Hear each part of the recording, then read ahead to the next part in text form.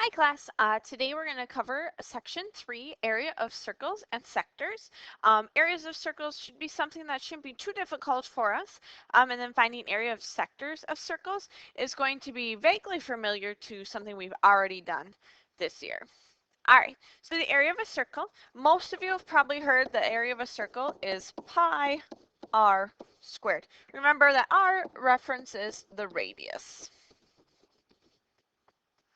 All right, so let's try it out. Find the area of a circle with a radius of 15 meters. So our area formula is pi times our radius squared. Go ahead and punch that into your calculator. Make sure that the squared stays with 15, not with the pi.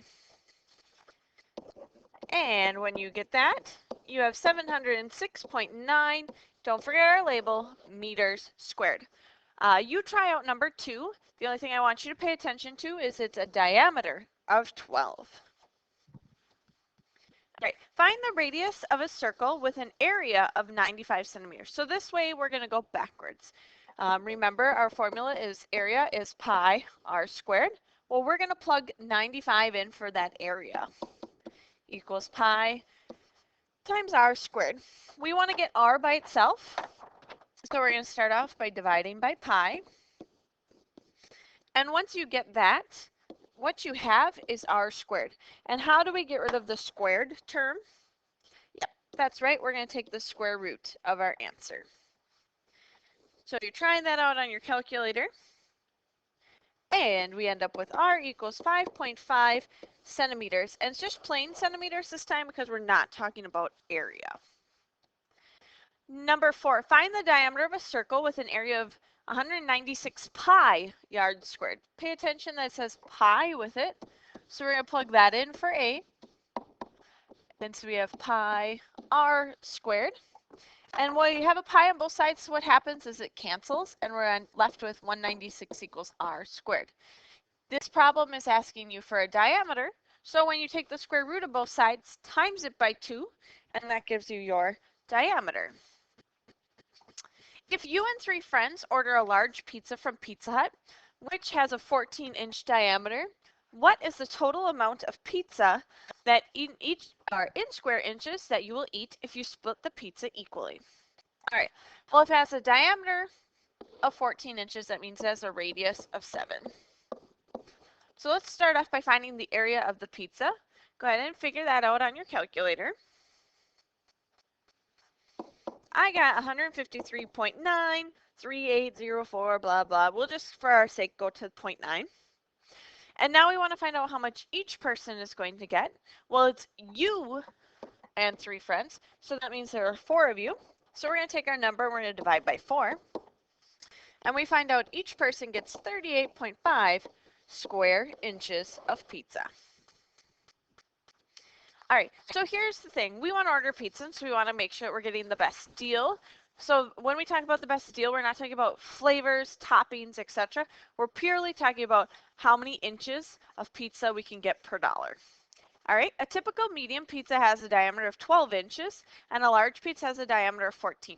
And the two deals we're going to compare is Domino's Pizza has 2 medium, 2 topping pizzas for $5.99 each. Papa John's has all large pizzas for $10.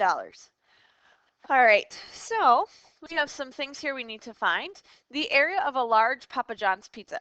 In the last problem we just did, we actually did just find the area of a large pizza. So it's 153.9 square inches. We want to know how many inches of pizza we can get per dollar.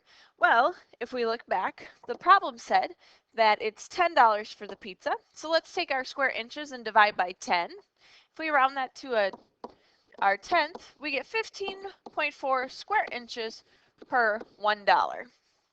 All right, so your job now, I want you guys to go through and find the area of a medium pizza, the area of 2 medium pizzas. Remember the Domino's is for 2. The price for 2, don't round it to $6, and then find out how many square inches of Domino's pizza you can get per dollar. If you need that information, just go ahead and rewind the video a little bit, and so you'll see that previous slide. All right, let's talk about area of a sector of a circle. We have talked previously about finding the length of a arc before, and that formula was length equals x over 360 times diameter pi. And diameter pi is circumference formula. And circumference is talking about the distance around the circle, so that makes sense that the length deals with our distance formula.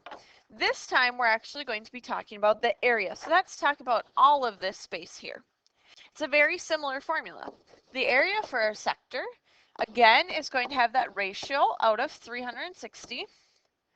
And then instead of talking about circumference, we're talking about area. So pi r squared.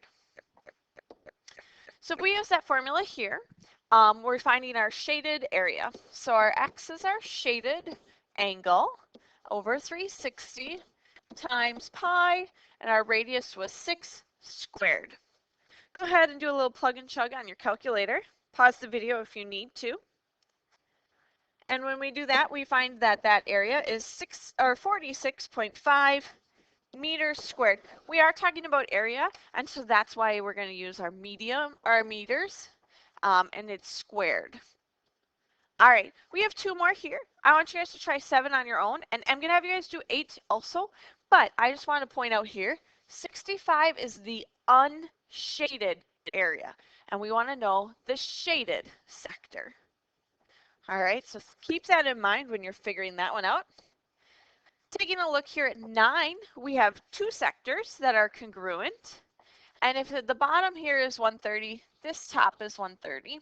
So to find our degrees for the shaded, let's take 360 and minus the 260, that's our unshaded, and we're left with 100. Now that 100 covers both sections, so each is 50 degrees.